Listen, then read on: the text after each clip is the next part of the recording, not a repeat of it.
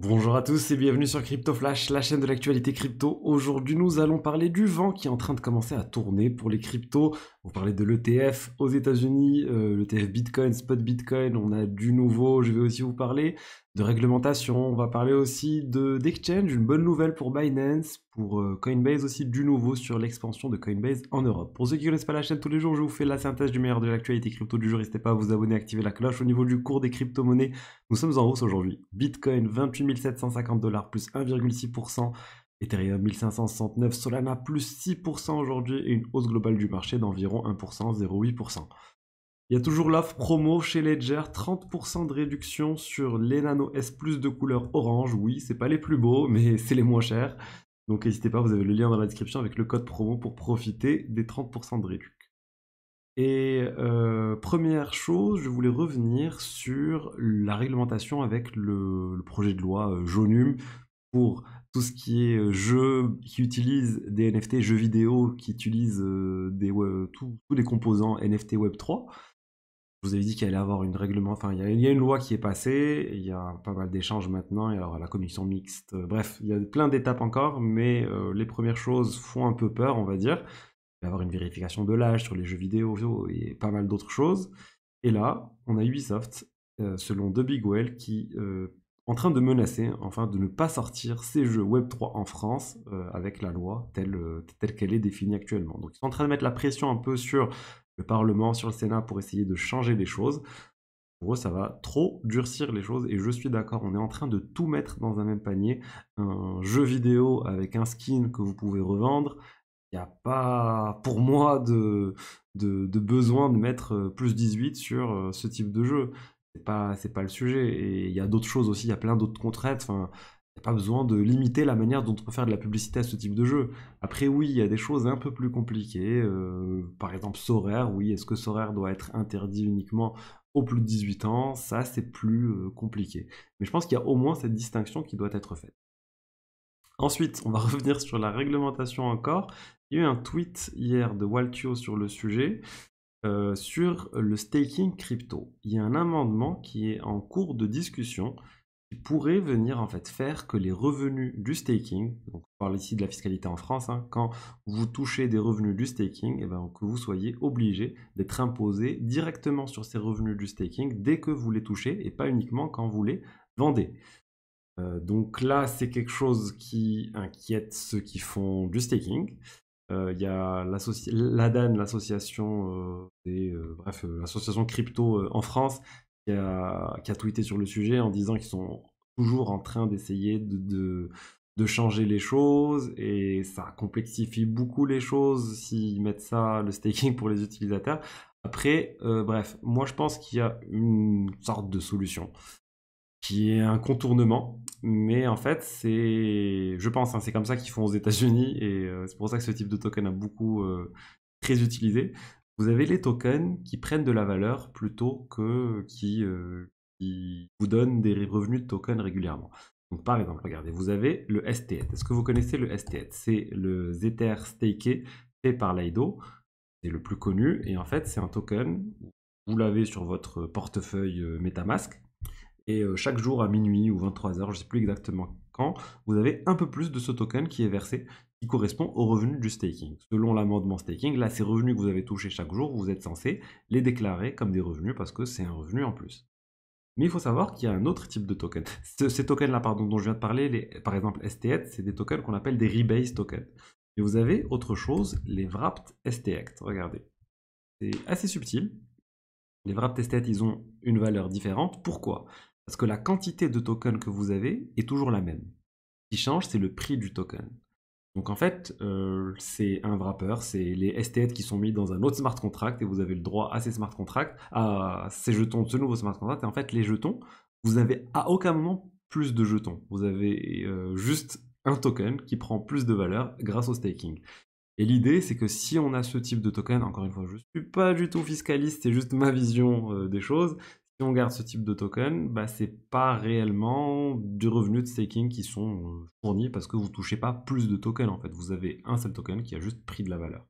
Bon, à voir comment ça va être interprété, mais je pense pas que dans ce texte de loi, ils vont rentrer dans la subtilité entre wrapped rebase token, etc. Donc bon, en tout cas, moi, clairement, c'est quelque chose que je ferai parce que je pense que ça simplifie quand même les choses.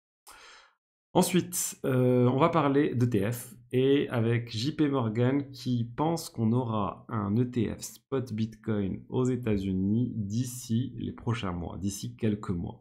Donc on est en fait, tout le monde est assez en phase sur le sujet que d'ici maximum le 10 janvier 2024, on devrait avoir la validation de l'ETF spot Bitcoin. Pourquoi 10 janvier 2024? Parce que c'est la deadline pour que la SEC réponde à ARK Invest et 21 Shares pour leur ETF.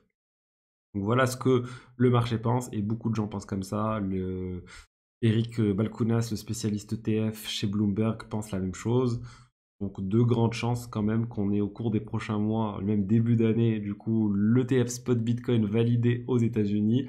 Quelques mois plus tard, on aurait le halving du Bitcoin et on aurait enfin quelque chose qui pourrait relancer, on va dire, un bull run, une succession de bonnes nouvelles, un changement dans l'optique, un changement du narratif et c'est quelque chose de très très important et j'ai hâte de voir ça. On a même regardé Matrix Sport qui font des analyses sur, sur le cours des bitcoins et qui pensent en fait que le cours du bitcoin pourrait monter à entre 42 000 et 56 000 dollars si l'ETF spot bitcoin est accepté.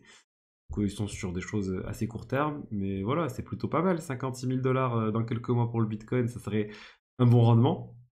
Ah bon, il y a aussi d'autres choses qui sont un peu moins bonnes, on va dire, parce qu'on a aussi le NYAG, le New York Attorney General, le procureur de New York, qui vient de porter plainte contre Gemini, Genesis, DCG, en gros toutes les sociétés qui étaient impliquées dans le blocage des fonds associés à Genesis. Genesis, il y a eu plein d'utilisateurs de Gemini qui se sont retrouvés avec l'argent bloqué.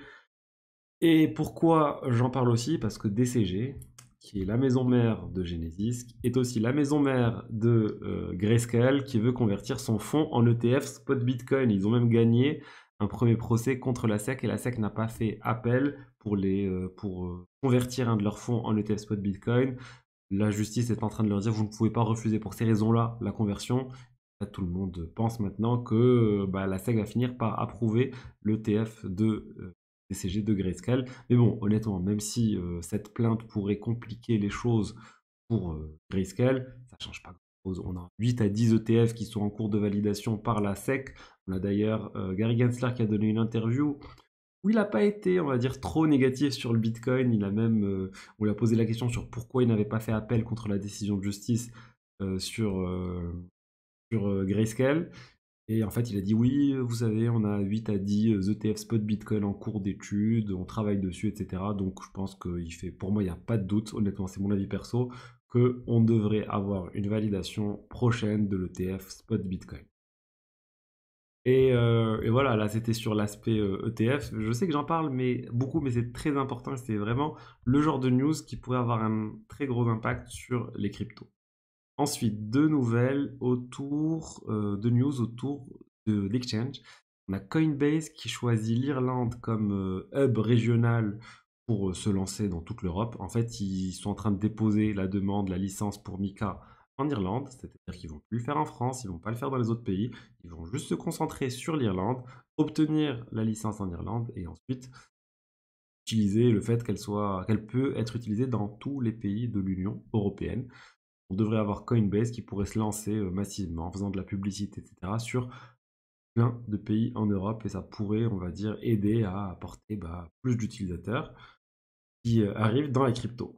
Et l'autre news encore, Exchange et Union Européenne, on a Binance qui retrouve un partenaire pour l'euro, tout simplement. Ils avaient perdu leur partenaire pour l'euro.